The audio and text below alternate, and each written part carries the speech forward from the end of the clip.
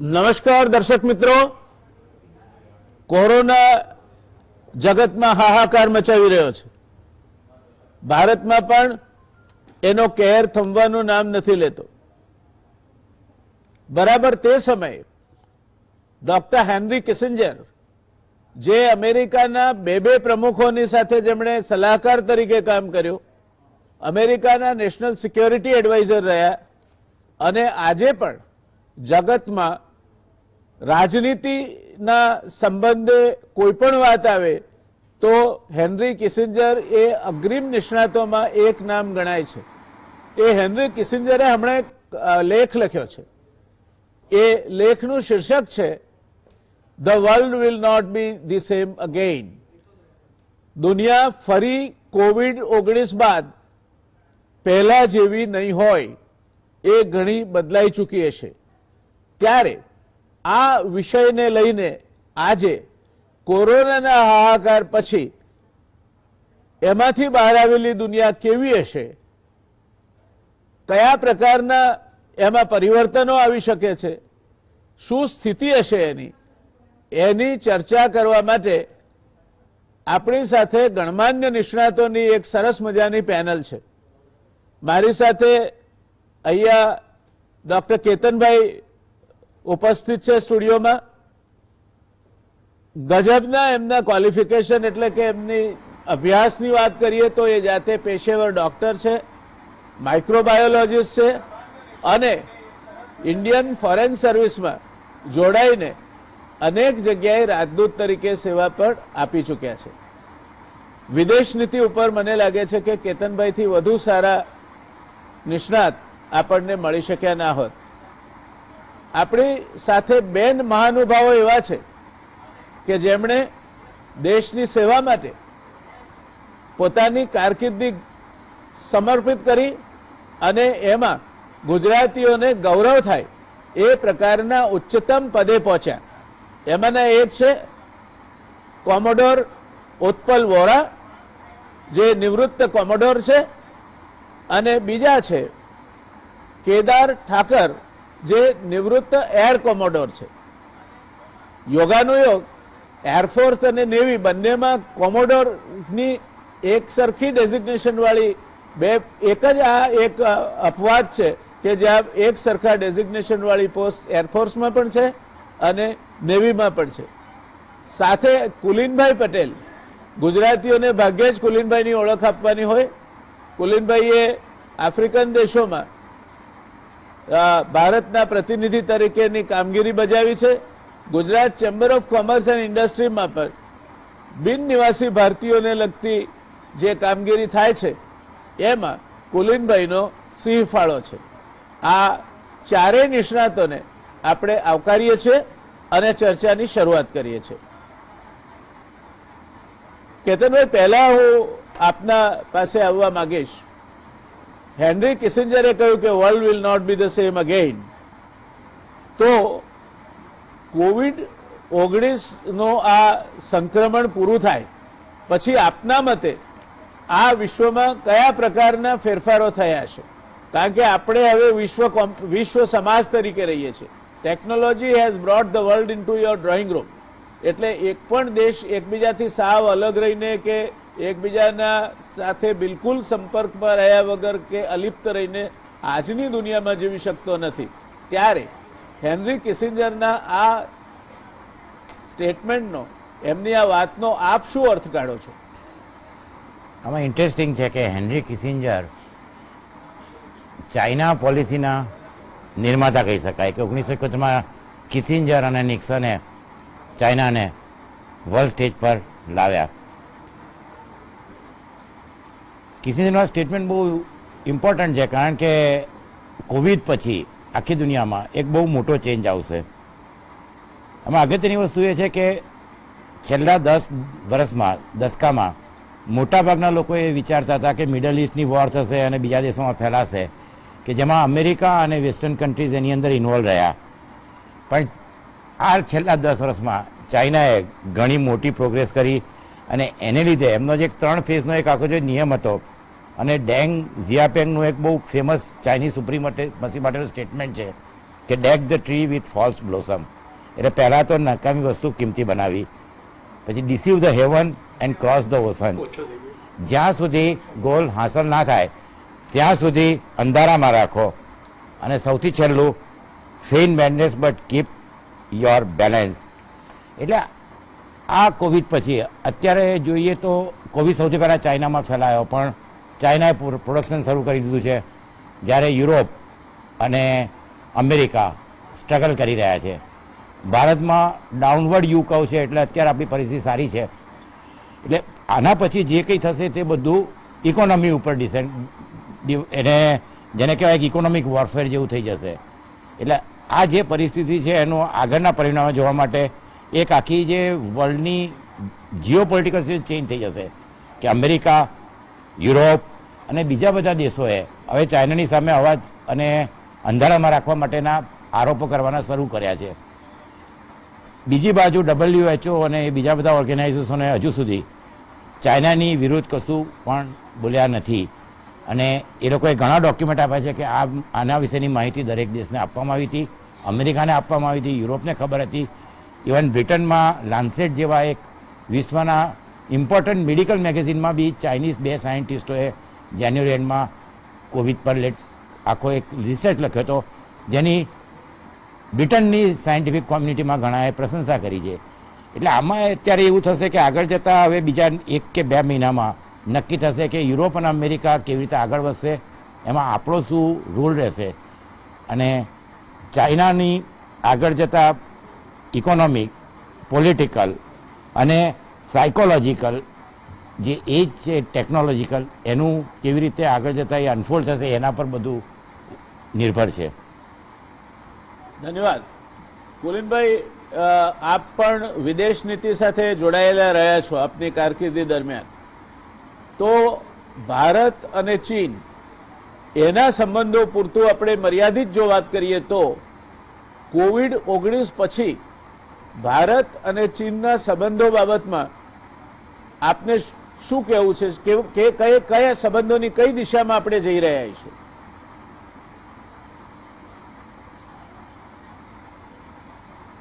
જો આ તમારો જે સ્પેસિફિક પ્રશ્ન છે ભારત અને ચાઇનાના સંબંધો અંગે, હવે કેવી જાતના સંબંધો રહેશે એના અંગે એ વાત કરું એના પહેલા જો તમે મને એલાઉ કરો તો મારી 2 મિનિટ એ વાત કરવી છે કે ચાઇનાએ COVID-19 શરૂ થયો ત્યારે બરાબર સંતાડી રાખી ઇન્ફોર્મેશન, અને ત્યાંથી ચાઇનીઝ લોકોને અમેરિકા અને બીજા દેશોમાં ઇટલી વગેરે એ લોકો જતા ગયા અને કદાચ સાથે ઇન્ફેક્શન લેતા ગયા.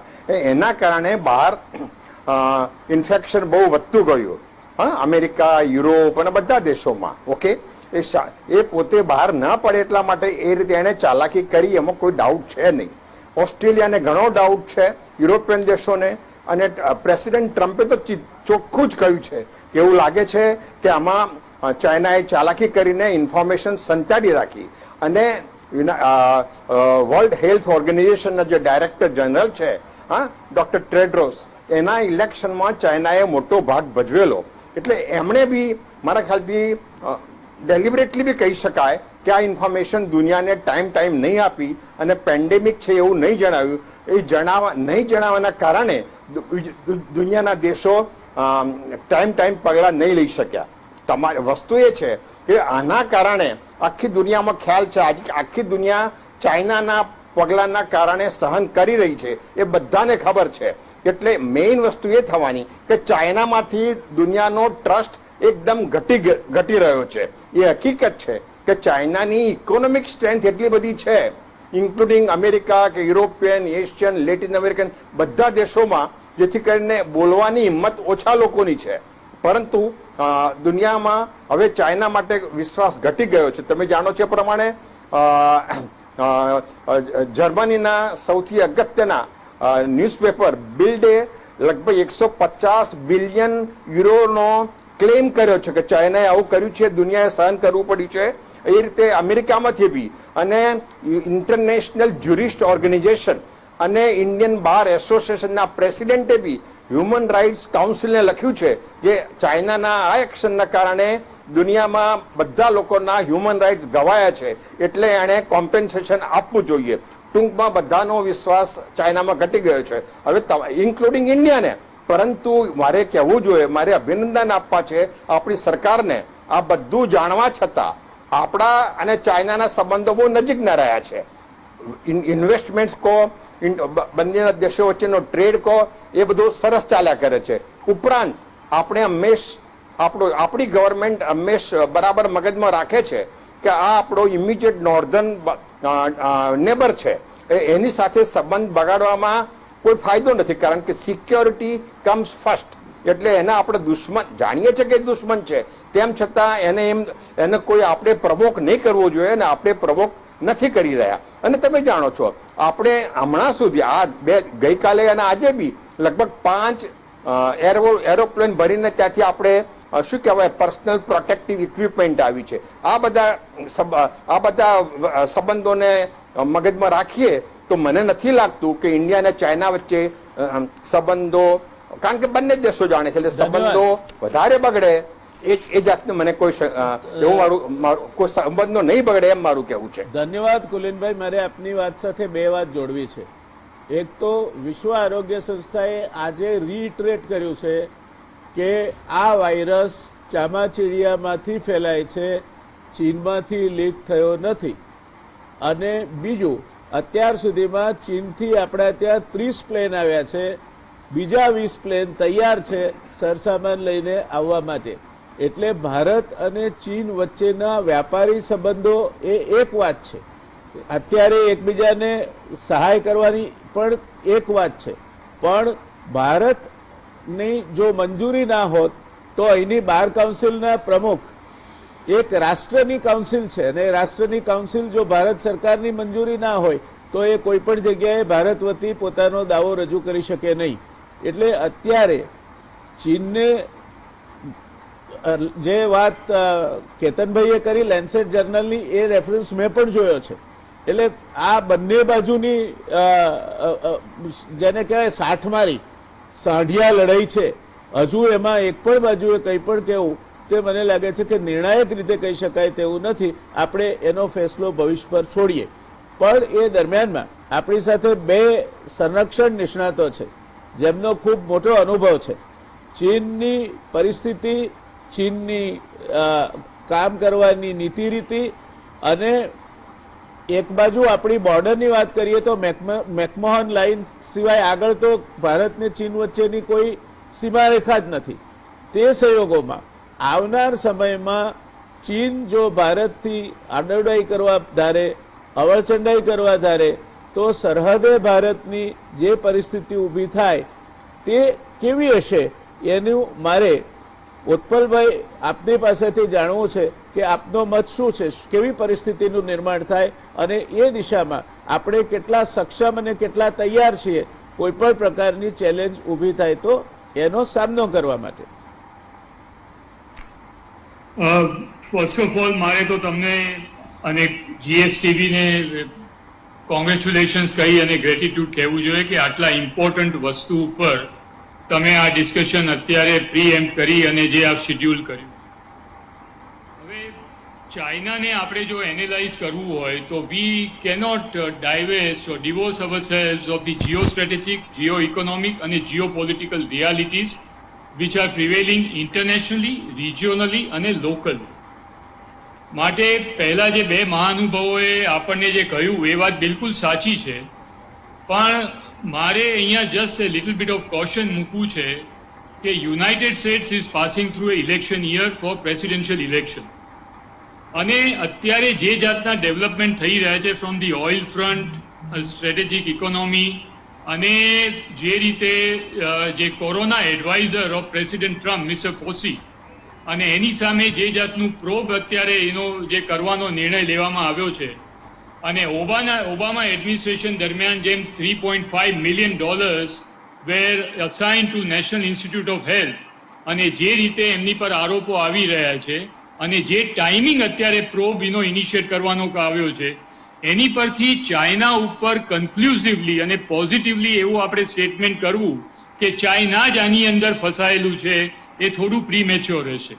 અને માટે ઇન્ટરનેશનલ રિલેશન્સની અંદર ભલે ગમે એટલા એક્યુઝેશન્સ, એલિગેશન્સ અને કાઉન્ટર એલિગેશન્સ થાય, પણ in international diplomacy such counter allegations or accusations have actually no meaning whatsoever. We have to accept that fact. માટે જર્મનીએ ભલે $130 million નું બિલ બનાવીને ચાઇનાને આપ્યું હોય, but China is not obliged to pay. And please do not, we have to understand the fact that China and America, they both are superpowers. And particularly China, when they play their international diplomacy for supremacy in international relations, they don't play a short game or a medium game. They are the long players. અને એ માટે ઓછામાં ઓછા 20 થી 30 વર્ષ એનું calculation કરી અને એની long term strategy they always devise અને એના પછી એનું એક્ઝિક્યુશન થતું હોય છે. માટે જ્યારે આવા નેશનલિસ્ટિક ફર્વરવાળા લીડર અમેરિકાની અંદર આવે અને પ્રેસિડેન્ટ ટ્રમ્પ જ્યારે પોતે જ થોડા દિવસ પહેલા એમણે એવું કહ્યું હતું કે China is doing well on corona front and I support China, અને within a matter of 3 or 4 days then he had to make a U-turn. માટે we have to hold our horses and we have to be very very careful in international relations, international diplomacy before we point an accusing finger at any superpower. That is the first point that I want to say. Secondly, તમે જે મને pointed question પૂછ્યો કે between India and China from the military standpoint of view what kind of situation can develop. See, please understand the fact that both are international players. India is not India today, which was in 1962, 1980 or 1990. Today's India is a totally different India. And India is fully prepared for any kind of eventuality. India is a nuclear power. India is a space power. India has got an aerospace command. India has got a ability to strike down satellite in the space. And India has also got a second strike capability by having a nuclear submarine which is named, with a series of submarines called Aryan.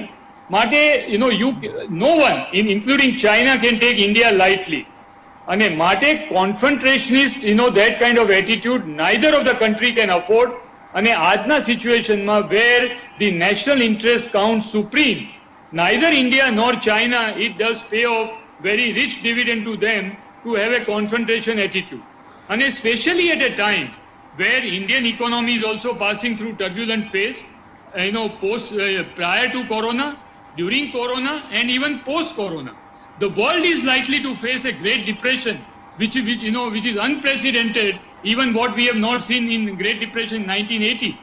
Therefore, China's economy is also not doing that well. માટે આ જાતના સિચ્યુએશનમાં we cannot lower our guards.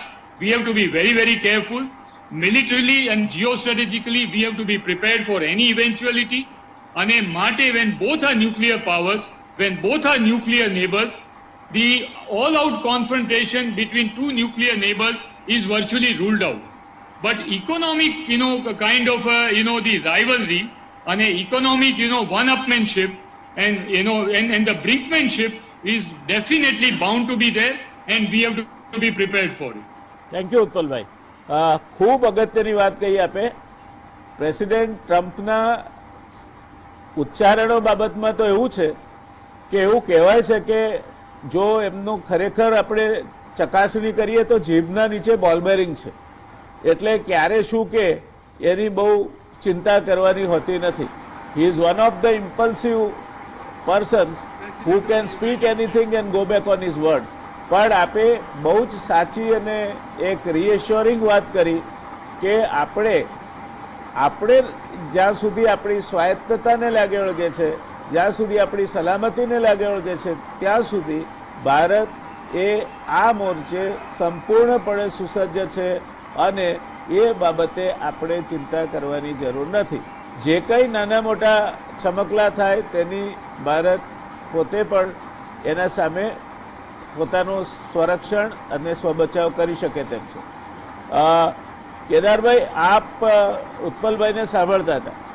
આપના મતે આપ જુદા વિભાગમાંથી આવો છો, દરિયામાંથી આપણે હવામાં જવાનું છે, એટલે આપના મતે આપને શું લાગે છે આવનાર સમયમાં ભારત હાજી. ચીનના સંબંધો એ આપણા માટે કયા પ્રકારના સંબંધો હશે અને એ દિશામાં આપણે આપણા સલામતી માટે શું કરવું જોઈએ?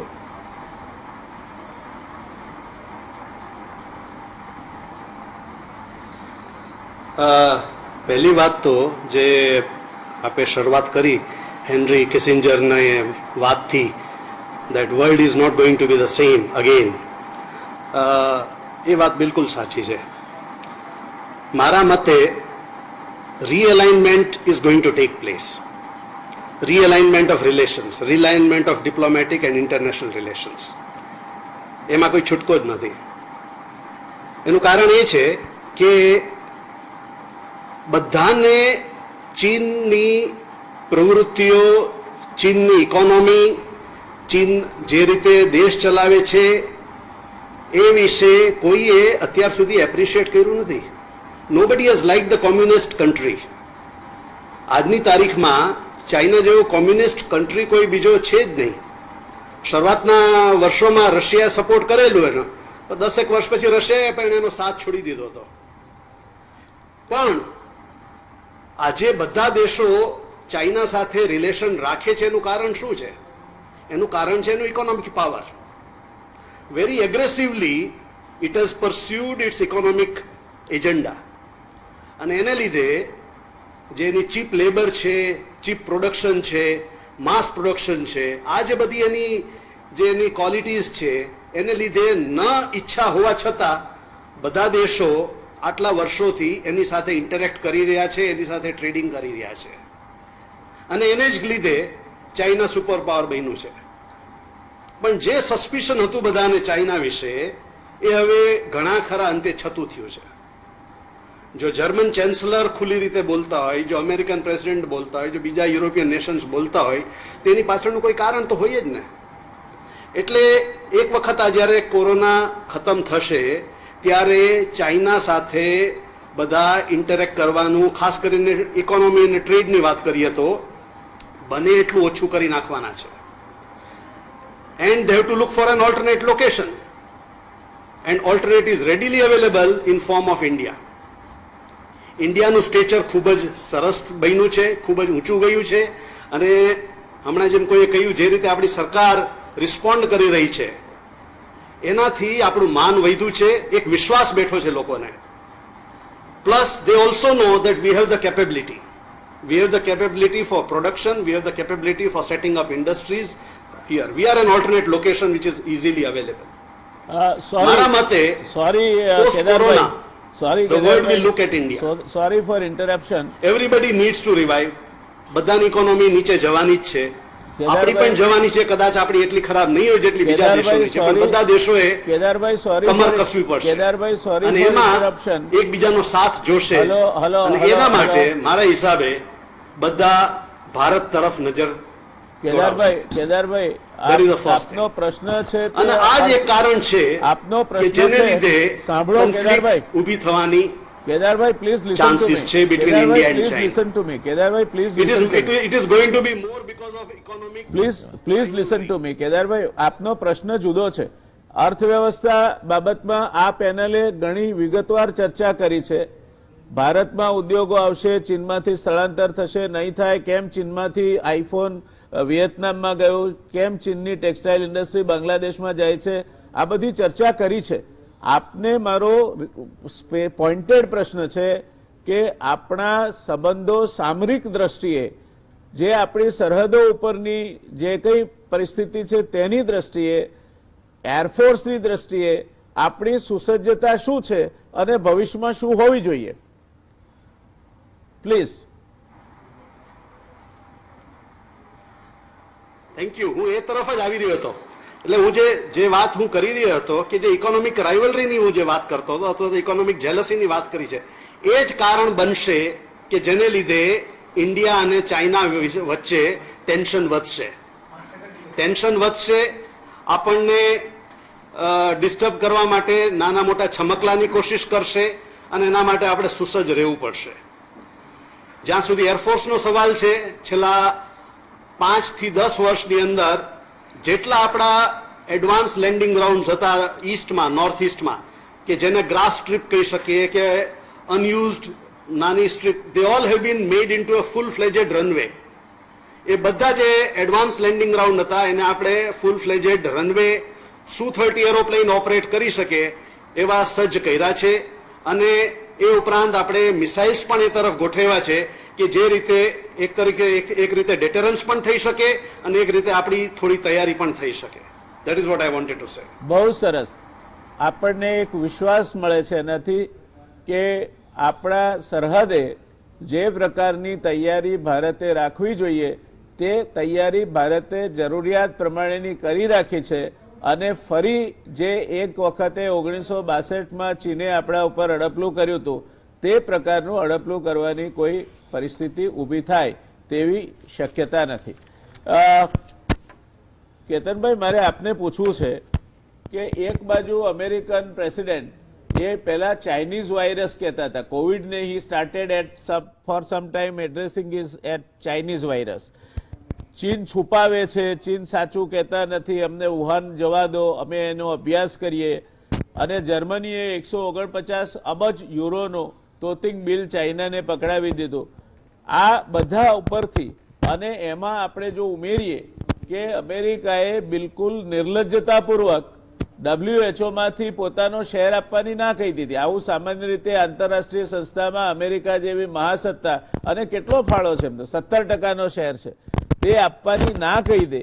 Do you think this is going to be an acid test? આ જે યુનાઇટેડ નેશન્સની આખી વ્યવસ્થા છે તેના સામે કાલે ઉઠીને બીજા પણ સંક્રમણો આવે તો આ પરિસ્થિતિ જે દિશામાં જઈ રહી છે તે યુનાઇટેડ નેશન્સના અસ્તિત્વ સામે પણ કોઈ રીતે કંઈ એની તકલીફ અથવા પ્રશ્નાર્થો ઊભા કરે તેવી પરિસ્થિતિ ગણી શકાય?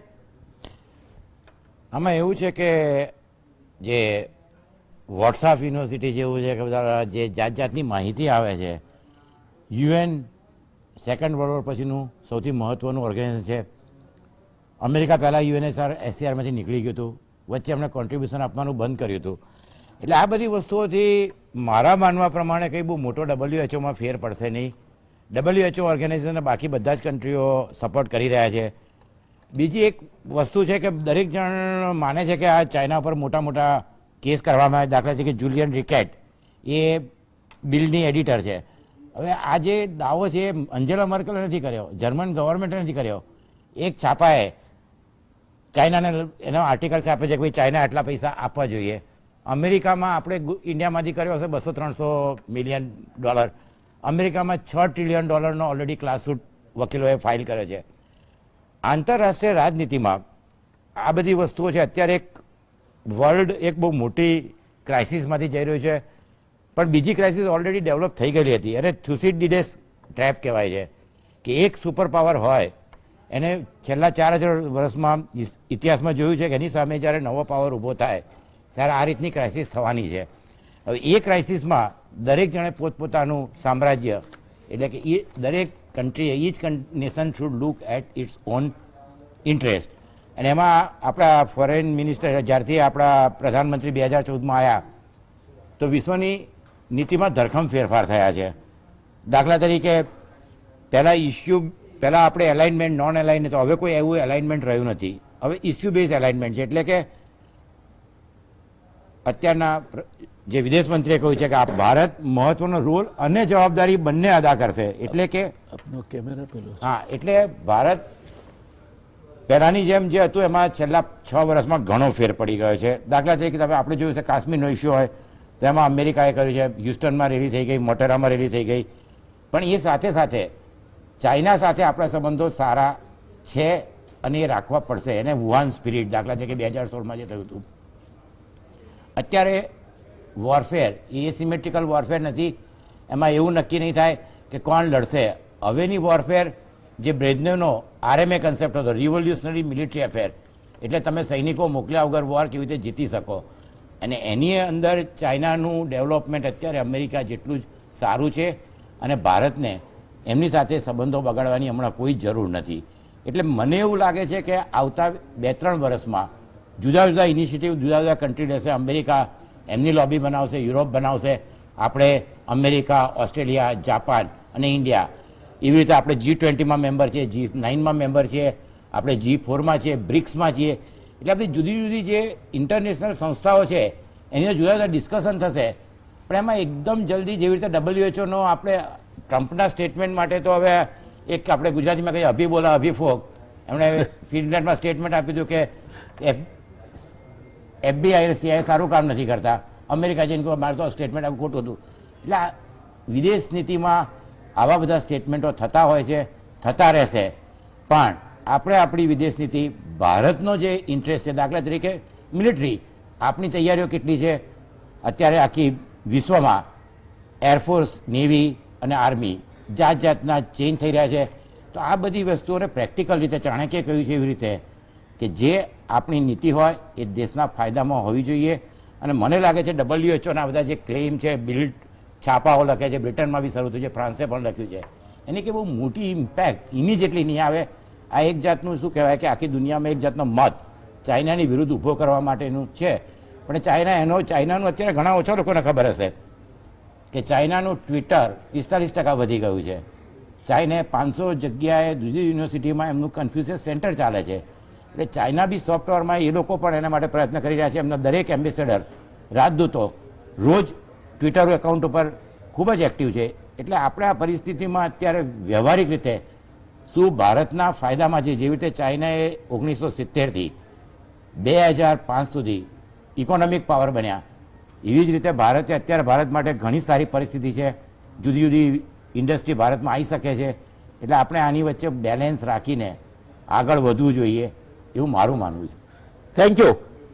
ડેવલપમેન્ટ કાઉન્સિલ જે અમેરિકાના પ્રમુખને સલાહ આપે છે, એણે મિલેનિયમની શરૂઆતમાં એક રિપોર્ટ તૈયાર કર્યો હતો અને એમાં એવું લખ્યું હતું કે આવનાર સમયમાં 21st century would belong to Asia, and in Asia India and China will take the center stage. એટલે ભારત અને ચીન એ બે એશિયામાં મોટા પ્લેયર તરીકે ઉભરશે. અને અમેરિકાના પ્રમુખને એને સલાહ આપતા એવું કહ્યું હતું કે we should ensure that they do not collaborate but confront. એ બે એકબીજા સાથે સહકારથી ન ચાલે પણ એકબીજાના સામે મંડાયેલા રહે અને should they collaborate, અને જો એ ભેગા થઈ જાય તો it will be in the interest of the United Nations to create a new axis under the leadership of Japan, consisting of Japan, Singapore, Malaysia, so that the rising influence of India and China could be countered. આ કુલીનભાઈ, આ development કાઉન્સિલની અમેરિકાના પ્રમુખને સલાહ હતી કે જો ભારત ને ચીન ભેગા થઈ જાય તો એક નવી એક્સિસ જાપાનના નેતૃત્વ હેઠળ ઊભી કરવી. તો આપને શું લાગે છે આવનાર સમયમાં આ જે શક્યતાઓ છે જે અમેરિકાના પ્રમુખને સલાહ આપવામાં આવી હતી તે પ્રકારે ભારત અને ચાઇના કોલાબરેટ કરશે, કન્ફ્રન્ટ કરશે, ચીન એકલું પડી જશે? આપ શું શક્યતાઓ જોઈ રહ્યા છો?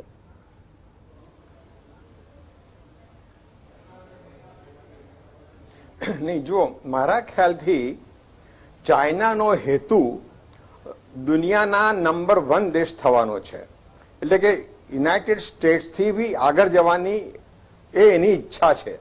એટલે એની બધી પોલિસી એ પ્રમાણેની રહેલી છે.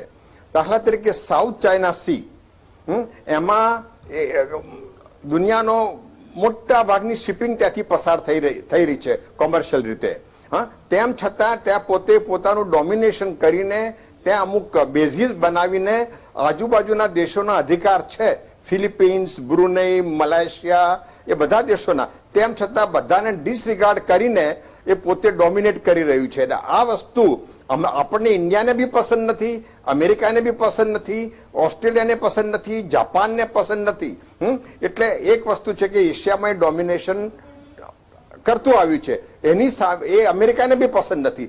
એટલે અમેરિકા, જાપાન, ઓસ્ટ્રેલિયા અને ઇન્ડિયા, જેને ક્વેડ કહે છે ઇંગ્લિશમાં, એ ચારે દેશો ઓલરેડી હમણાં મિનિસ્ટ્રીયલ લેવલે અંદર ચર્ચા કરી રહ્યા છે with one objective to balance, to counteract China. એટલે મને કોઈ શક્યતા નથી લાગતી કે ઇન્ડિયા અને ચાઇના એકઠા થઈ જાય. ચાઇનાની ઈચ્છા તો ભારત પાછળ જ રહે, એનું ડેવલપમેન્ટ ન થાય, એ જ એની ઈચ્છા છે. વેપાર ધંધા કરતું રહે, અને એના માટે જ એ પાકિસ્તાનને સતત ટેકો આપ્યા કરે છે અને પાકિસ્તાન બી આપણને ઇરિટેટ કર્યા કરે. એટલે એ શક્યતા નથી. ખરેખર તો બીજા યુરોપિયન દેશો બી એશિયામાં ચાઇનાની ડોમિનેશન ન થઈ જાય અને ઇન્ડિયાને બધા સહકાર આપશે ધીરે ધીરે, એ મારું માનવું છે.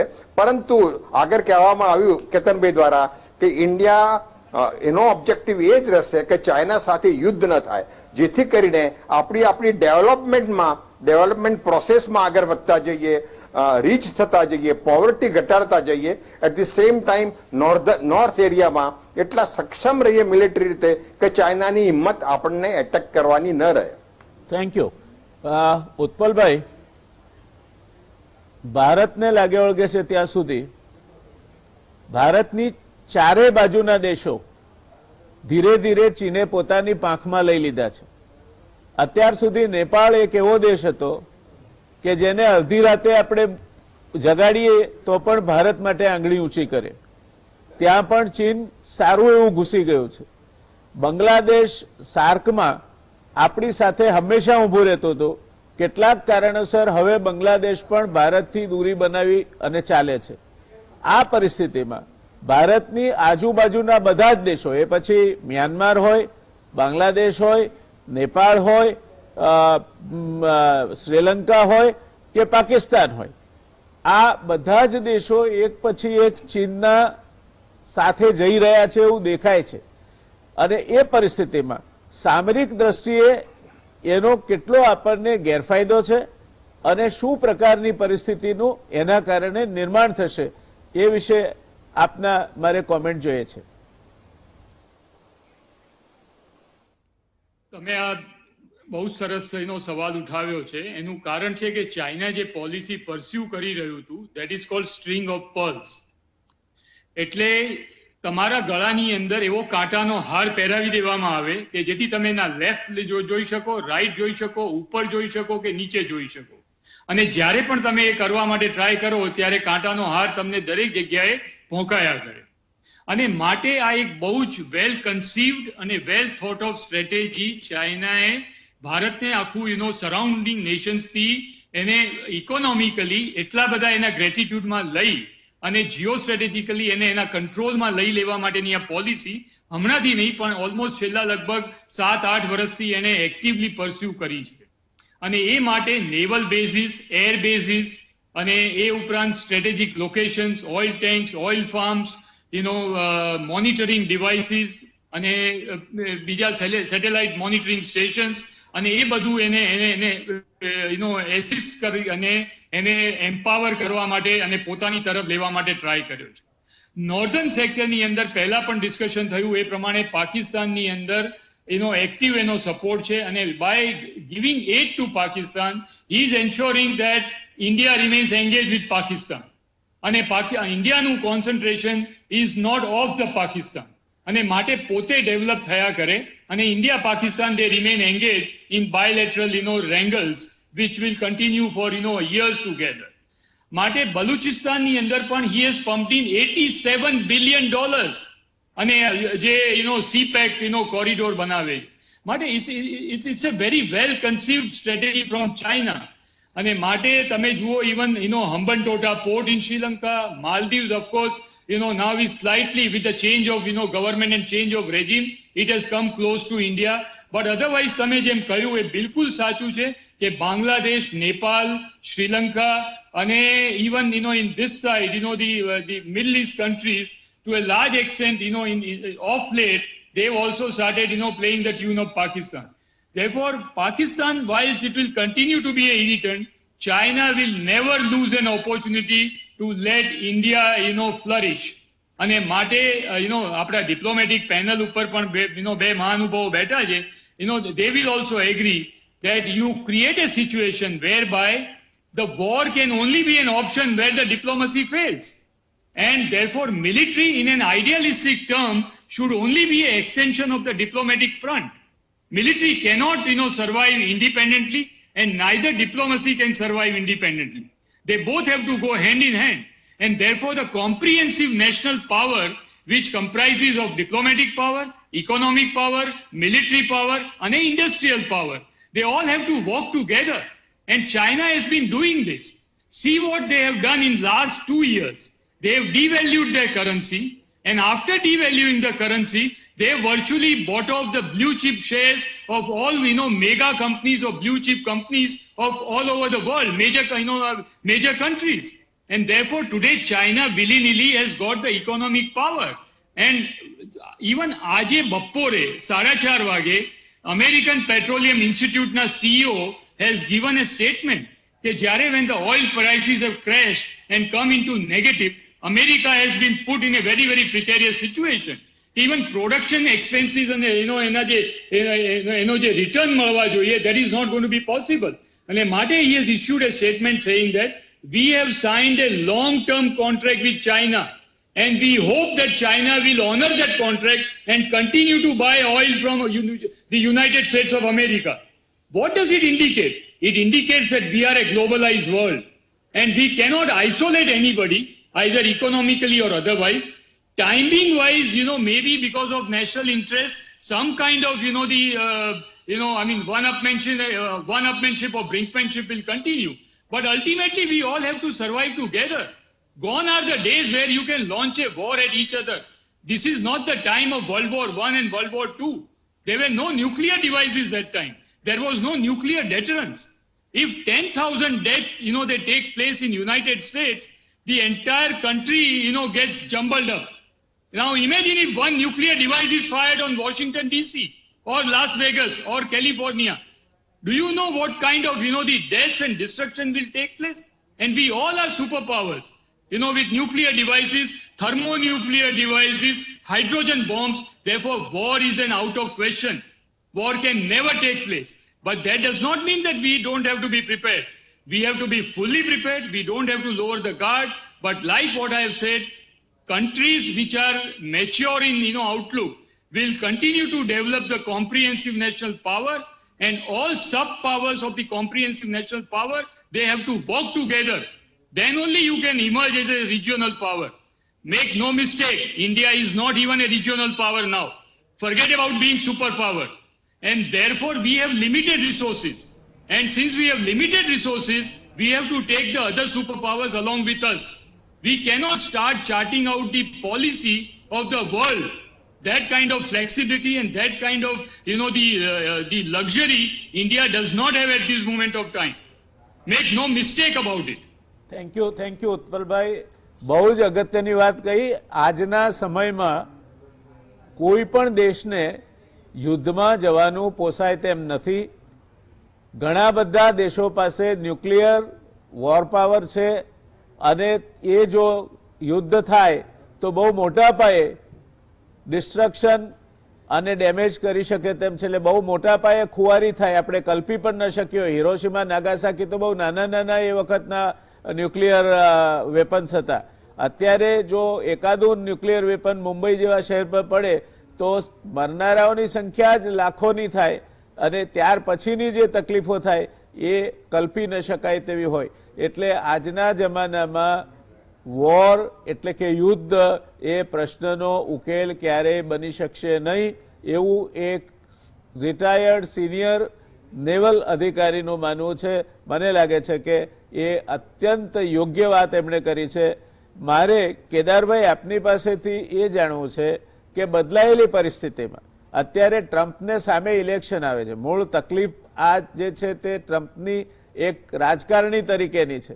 એટલે ટ્રમ્પ કંઈક અંશે ગાંગા થયા હોય અને કોઈને પણ દોષારોપણ કરીને પોતે દોષનો ટોપલો કાં તો ચીન પર ઢોળી દે કાં તો WHO પર ઢોળી દે અને એમ કરીને જે ગન છે એનું બેરલ બીજી બાજુ ફેરવી નાખવાની ટ્રમ્પની આખી રમત છે એવું લાગે છે. આપનું શું માનવું છે આ બાબતમાં?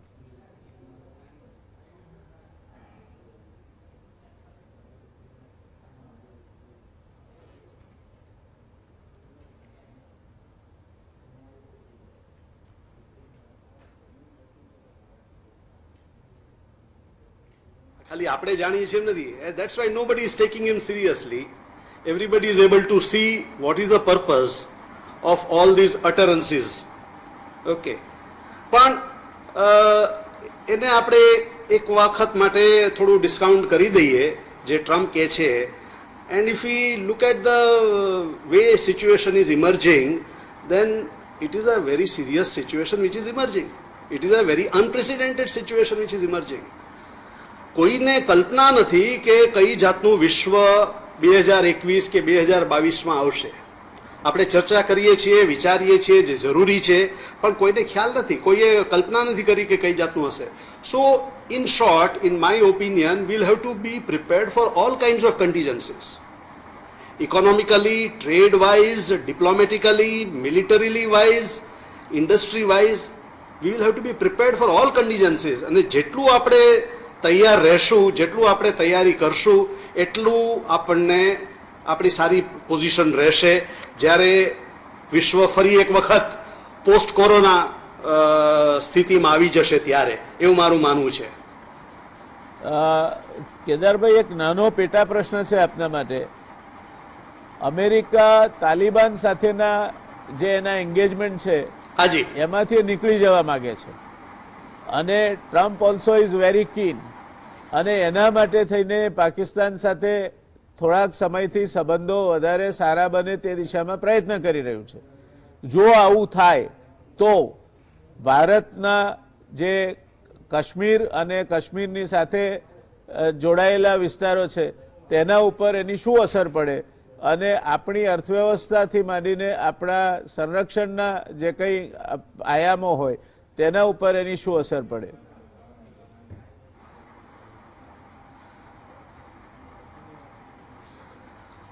ટ્રમ્પ ઈચ્છે છે કે અફઘાનિસ્તાનમાંથી તાલિબાનથી છેડો ફાડી નાખે, but I think he is the third or fourth president who is attempting it. જે રીતે એ લોકો ફસાણા છે અફઘાનિસ્તાનમાં અને જે રીતે એ લોકોએ તાલિબાન સાથે રિલેશન બાંધવાનું શરૂ કર્યું છે, અને એ પછી તરત જ જે રીતે તાલિબાને રિસ્પોન્ડ કર્યું છે by not agreeing or not following the deal which was struck, એ ઉપરથી લાગે છે કે પહેલી વાત તો કે અમેરિકાને નીકળવું બહુ મુશ્કેલ પડશે આ સ્થિતિમાંથી. પણ અમુક વખત પછી ગમે એમ કરીને છેડો ફાડે અને ત્યાંથી નીકળી જાય તો તાલિબાનને સંભાળવા માટે આપણે સૌથી પહેલા તો અફઘાનિસ્તાન સાથે સારા સંબંધ રાખવા પડશે.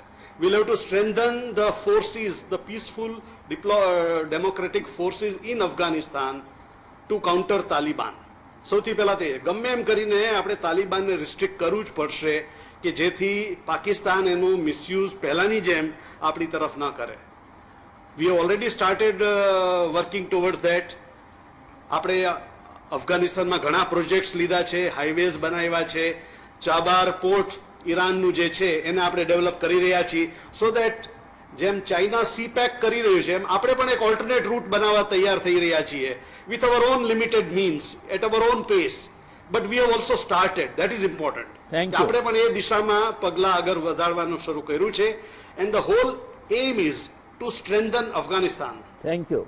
In my opinion, the whole aim should be to strengthen Afghanistan so that it is It acts within as a the buffer. country, it is able to restrict Taliban. Yes, thank પણ you. જો એ ના થાય અને જો થોડો છૂટો દોર મળશે તો એ માટે આપણે તૈયાર રહેવું જ પડશે, because the only other avenue for them is Kashmir India. Yes, જે રીતે પાકિસ્તાન મારો ઈશારો એ તરફ જ હતો કેદારભાઈ.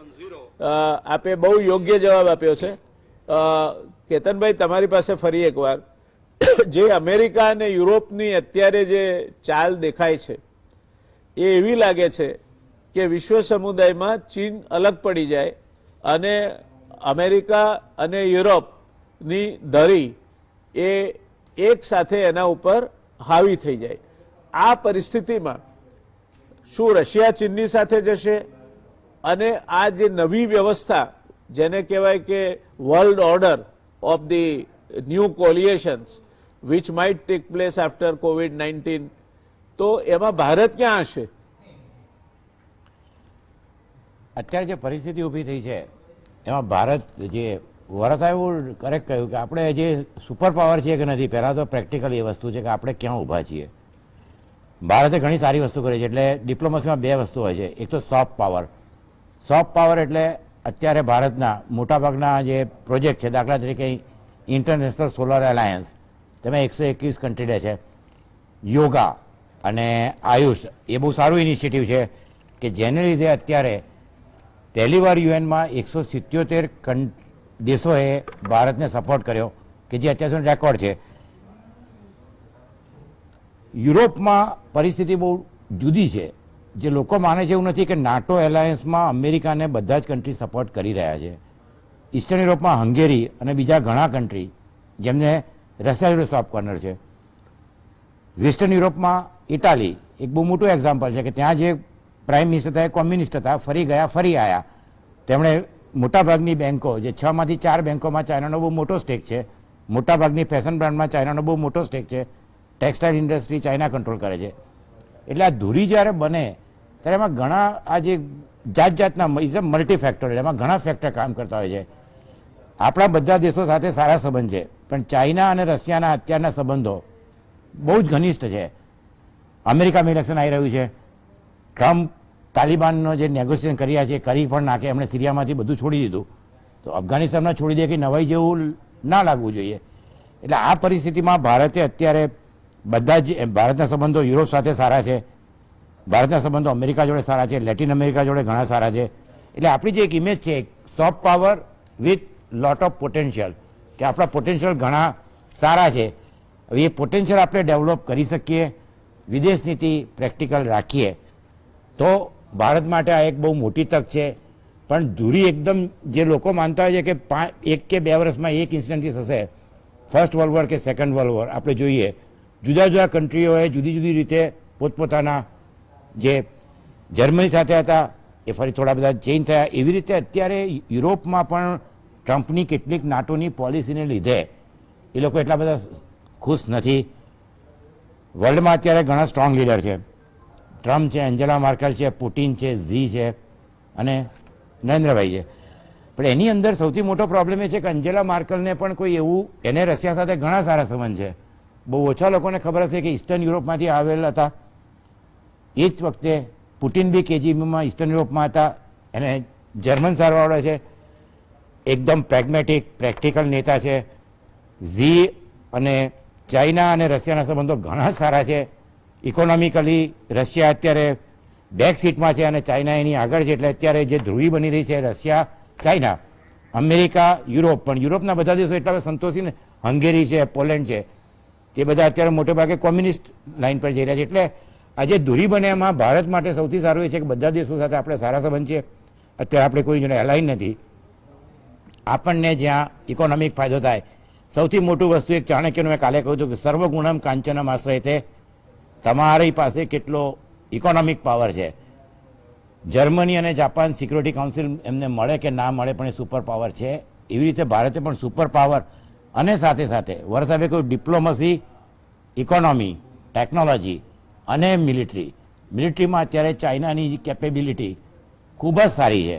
એટલે આપણે આપણી મિલિટરી કેપેબિલિટી બી વધારવી જોઈએ. અને એમાં સૌથી મોટું હું માનું છું કે સ્વનિર્ભરતા જ્યાં સુધી નહીં આવે ત્યાં સુધી નેવી, આર્મી કે એરફોર્સમાં ભારતની પરિસ્થિતિ થોડી જોઈએ એટલી સારી સુપર પાવર જેવી નહીં થઈ શકે. એટલે અત્યારે આપણે તો પ્રેક્ટિકલ બધી જ આંખો ખુલ્લી રાખીને જે લાભ મળી શકે એ કરવો જોઈએ. પણ જુદા જુદા ફેક્શન, જુદી ધૂરી, અંતે ચાઇનાનો એક્સપોર્ટ ઘણો સારો છે, અમેરિકા કરતાં પણ મેન્યુફેક્ચરિંગમાં આગળ છે. અત્યારે ચાઇનાનું મેન્યુફેક્ચરિંગ કેપેબિલિટી અમેરિકા, જર્મની અને જાપાન જેટલી છે. એટલે આપણે યુરોપમાંથી, અમેરિકામાંથી ટેકનોલોજી આવે, ઇવન ચાઇનામાંથી પણ થોડું ઘણું આવે તો ઇકોનોમિક સુપર પાવર બનવાનો પ્રયત્ન કરી અને પછી આગળ મિલિટરી સુપર પાવર બનવું જોઈએ. તો જ ભારતને માટે એક જે સુપર પાવર બનવાની પોસિબિલિટી છે એ રહે છે. થેન્ક યુ કેતનભાઈ. ઘણી બધી બાબતે હજુ આપણે માત્ર સપાટીને સ્પર્શ્યા છીએ. કોવિડ-19 એ આજની સમસ્યા છે, કદાચ આવતીકાલની હશે, પણ ટૂંક સમયમાં એ પૂરી થવાની છે. પણ બાકીની જે વિશ્વ છે તે વિશ્વમાં કોવિડ-19 પછી જે પ્રકારની પરિસ્થિતિ ઊભી થશે તે ઘણી રસપ્રદ ચર્ચા હજુ પણ ઊભી કરી શકે એમ છે.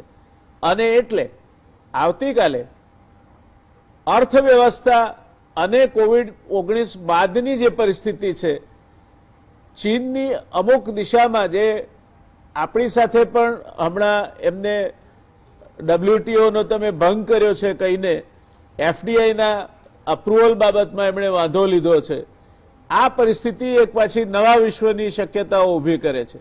તો આ શું હશે? હેનરી કિસિંજરે બહુ સાચી વાત કહે છે ને, એ એમણે જે આર્ટિકલ લખ્યો છે એના અંતમાં કહ્યું છે કે એની શક્યતાઓ ઇન્ફાઇનાઇટ છે અને એ શક્યતાઓ કોવિડ જેમ જેમ પૂરું થતું જશે ત્યાર પછી જ ધે વિલ સ્ટાર્ટ અનફોલ્ડિંગ.